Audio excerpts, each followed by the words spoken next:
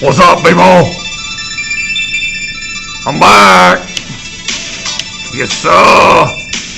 Here I am, live and in person. Well, not really live. Recorded it in person. Okay. All right. So we are now going to move our way to a little more complicated part of simplifying expressions. And this, of course, you can see as a part del number dos. And we're going to talk about doing the distributive property with negatives today. Alright, so let me hunker down on here a little bit. And, yesterday we talked about this song was about the sunshine.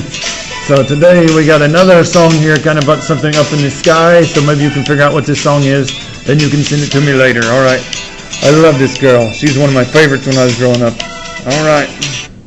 So let's talk about how to do this when we've got some negatives involved here. Okay, so we do some plain ones to start with that just have a negative, and then we'll go to the distributive property part. Okay, so let's say we got 18 minus 7x minus 12 plus 5x. So to start with no distributive property, just a plain expression. Okay, all right, so first of all, I would suggest everywhere you see a subtract sign, take the subtract sign and do additive inverse. Okay, so I'm going to suggest that we use lots of additive inverse on subtract signs.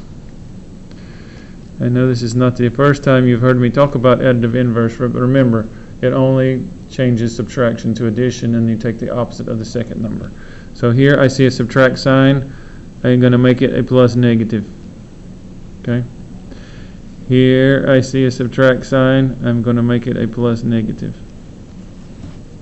So if I rewrote this, it would be 18 plus negative 7x plus negative 12 plus 5x. Okay? Now, I want to combine the like terms, just like we talked about in the previous lesson, so I'm going to circle these. Okay, we got a negative 7x, we got a positive 5x, so I'm going to put those together. So now I got negative 7x plus 5x. Those are my like terms. Now, this is a situation where we actually do subtract them because we have different signs here. Another way to think about it is, hey, which one do I have more of? Do I have more negatives or do I have more positives? And I would say here I have more negatives, and if I subtract them I would have 2 more negatives, so that would be negative 2x. Take the sign of the bigger number. 7 is bigger than 5. We take the sign of that.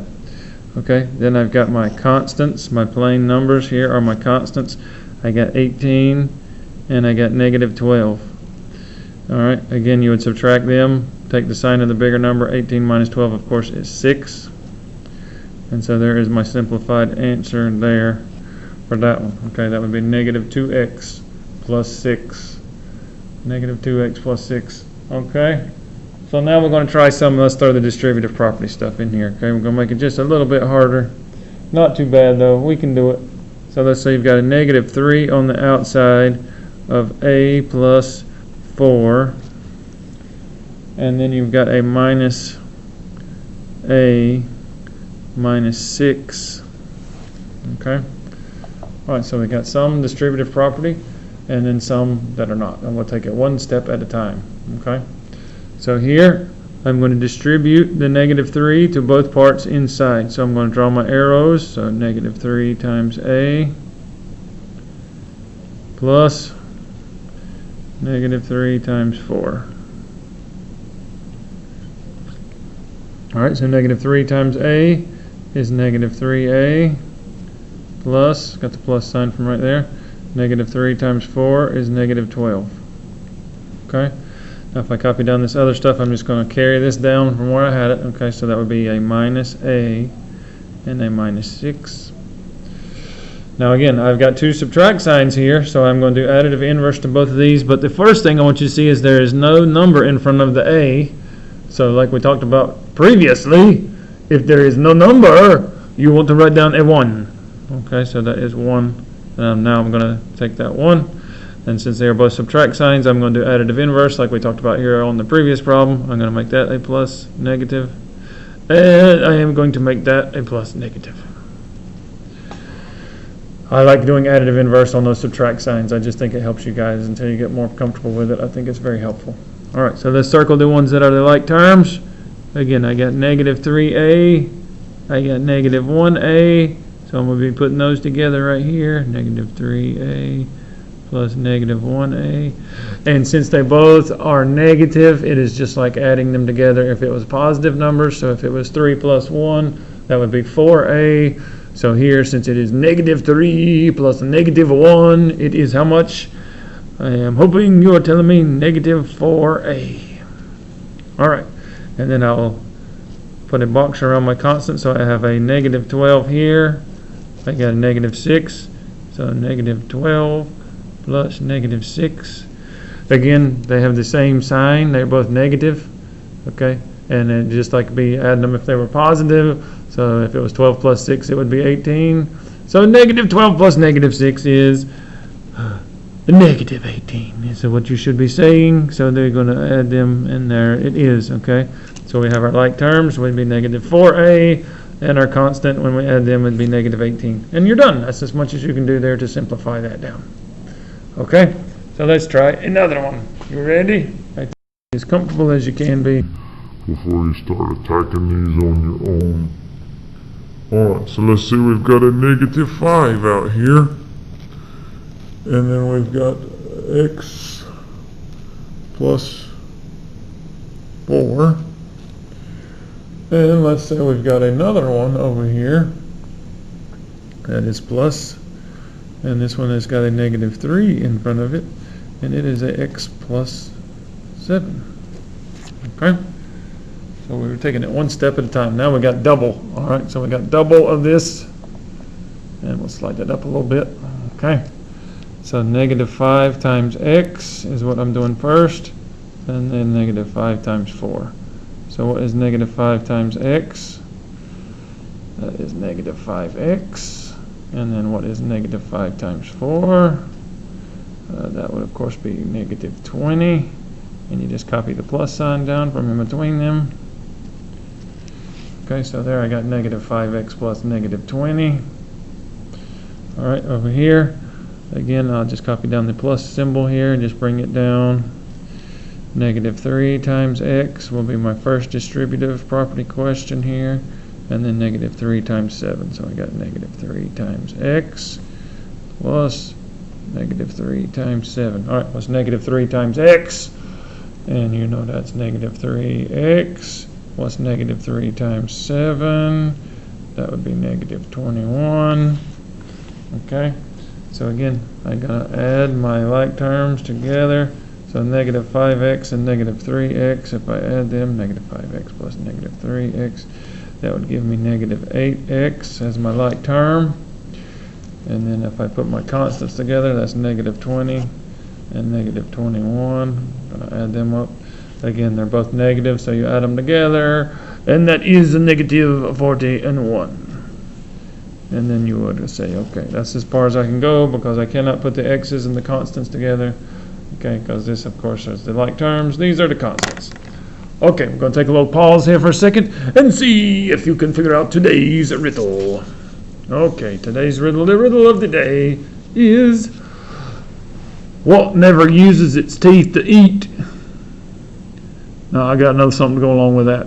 Hey, you know what state invented the toothbrush? West Virginia. Because all they got to brush is one tooth. That's why they call it the toothbrush. Alright, what never uses its teeth to eat is today's riddle. So tell me what never uses its teeth to eat. Email me that and get you some extra credit. Alright, okay, very good. Alright, let's come down here and work another one. Number 4.